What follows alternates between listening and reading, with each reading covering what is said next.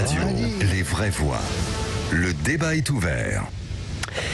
Alors effectivement, c'est un sujet fort, disons-le clairement, qui fait suite à un événement particulièrement impressionnant. Nuit de violence une nouvelle fois, anti-policière à Sevran. Ça se passe dans le département de la Seine-Saint-Denis. 6 personnes ont été interpellées en marge de ces violences qui faisaient suite à la mort d'un conducteur d'un véhicule volé, tué par un tir de policier.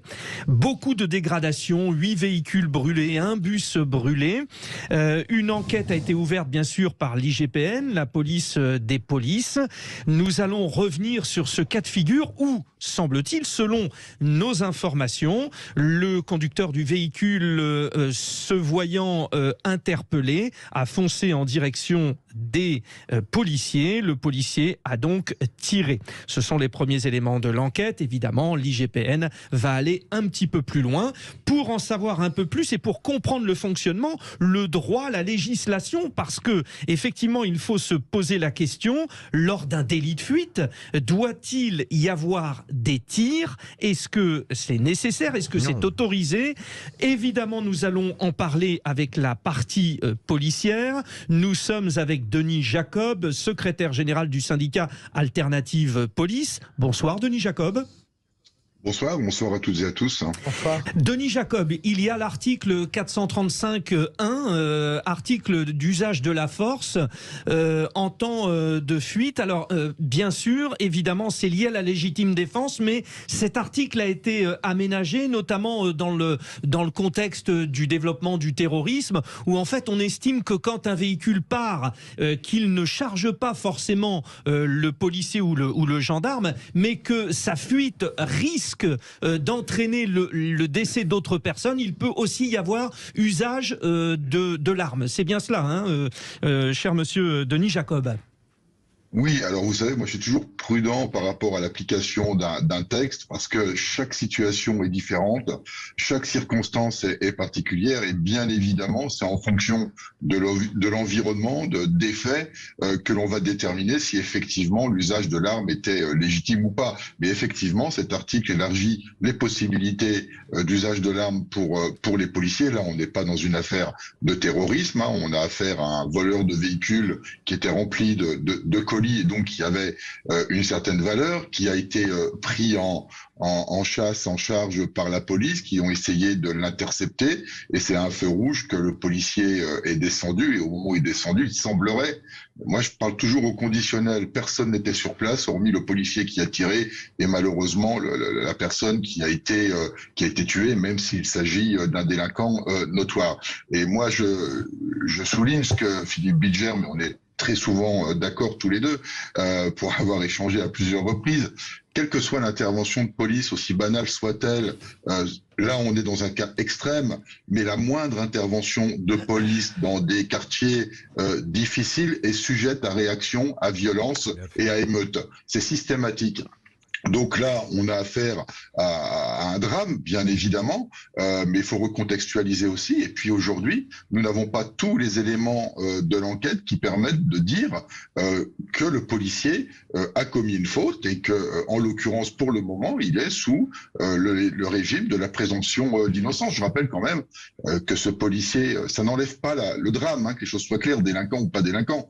Mais mon collègue est particulièrement choqué à un point qu'il a été hospitalisé et qu'aujourd'hui, il n'est toujours pas entendu parce qu'il n'est pas en capacité de répondre aux questions. Les médecins ne veulent pas qu'il soit auditionné parce qu'il n'est pas en état de répondre très exactement sur les circonstances de l'usage de son arme. Jusqu'où on peut demander de la sérénité, même si il y a légitime défense, mais même s'il n'y en a pas, jusqu'où on peut demander de la sérénité dans ces situations?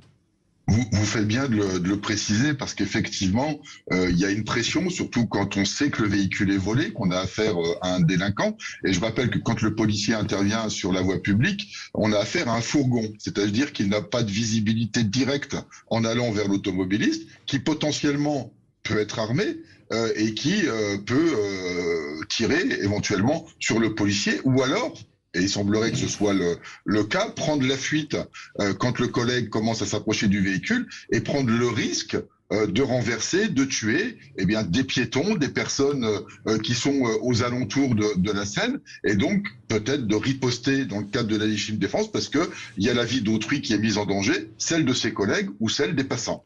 Déjà sur la situation à Sevran et à Aulnay, Denis Jacob, on va dire que ça risque d'être encore tendu pour vos collègues, mais on peut dire aussi que pour vos collègues qui agissent régulièrement à ces endroits, c'est souvent quand même très tendu.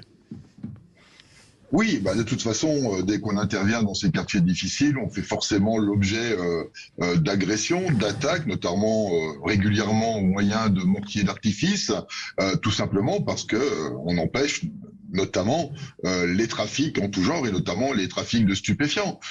Et il est vrai que depuis le drame de samedi midi, on connaît une recrudescence de violence, mais je dirais les collègues, bien évidemment, sont les premiers visés, mais la population aussi. Il ne faut pas oublier que nous avons une grande majorité de la population qui vit dans ces quartiers et qui aspire à y vivre en toute tranquillité. Quand on vole un bus, qu'on l'incendie et que par répercussion, le feu se propage à des véhicules particuliers, quand vous levez le matin pour aller bosser et que vous retrouvez votre bagnole brûlée, franchement, je dirais les premières victimes, ce sont les habitants de ces quartiers difficiles qui n'aspirent qu'à vivre en toute tranquillité. Et naturellement, mes collègues sont la cible. Moi, j'ai reçu quelques photos de ce qui s'est passé hier soir, où on trouve des pavés de 2-3 kilos qui ont traversé le pare-brise et qui se sont retrouvés sur les sièges avant du véhicule.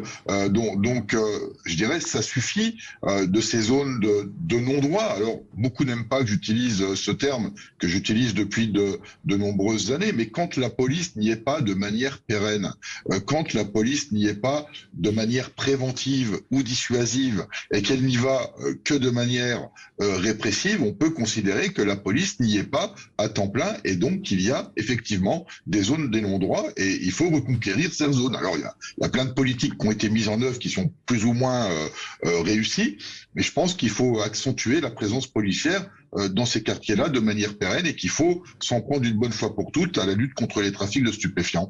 Merci beaucoup Denis Jacob, secrétaire général du syndicat Alternative Police, d'être intervenu sur Sud Radio dans ce débat qui était important. Et évidemment, je pense que les vraies voix autour de moi s'associent pour bien sûr envoyer un message de sympathie et de courage à toutes les forces de police, de gendarmerie qui agissent pour sauvegarder notre liberté, parce que c'est cela dont il s'agit.